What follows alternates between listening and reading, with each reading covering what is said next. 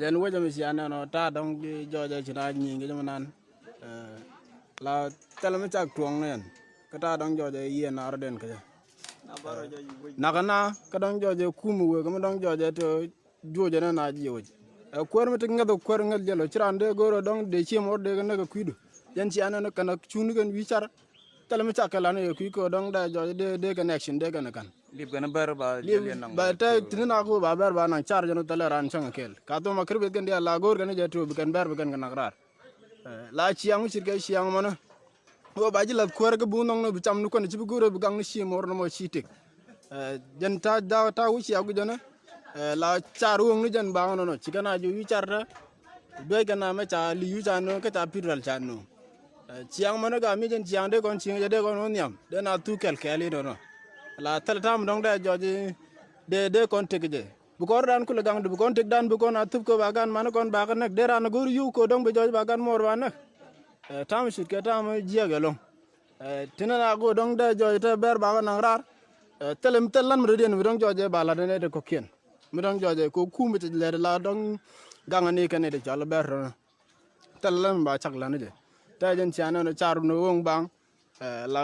tene kan ka action na ta ka ji makar bere mo ta piral jano ka ta mo ti li unisi gaben la chon gan ga ra be kan ngana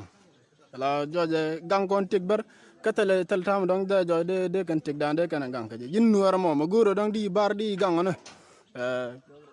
tel mi ji jin boni dor ka ji ko mi gur ni je oto bi bar bi gang ka ngi na ka gan mor ne da mai pa na gambel man nan ko dong ci gene dong joje ci kon de kon nong no dong joy ba ne kon ne ku on ne de ko ken ku kon gele sep ada kuin ngwan ga kon no mo no kon je ba ne kon ba ka na kan jang talam let kon ga ku ga mo dong da joy de kon to ko ken de kon galat ke je kuin ngwan ga kon si kon ngai mana no chana na ka gambel ka ta re la rata tin na ko dong joje wa mo do ken na ma la nguro na ka ma gang na ru den ken de la kwar kru den joje to talam cha kan char ko de connection de kan ku gala joy ni fain na kan ne dong de joy de ne to de ku la gang mi chit gan mi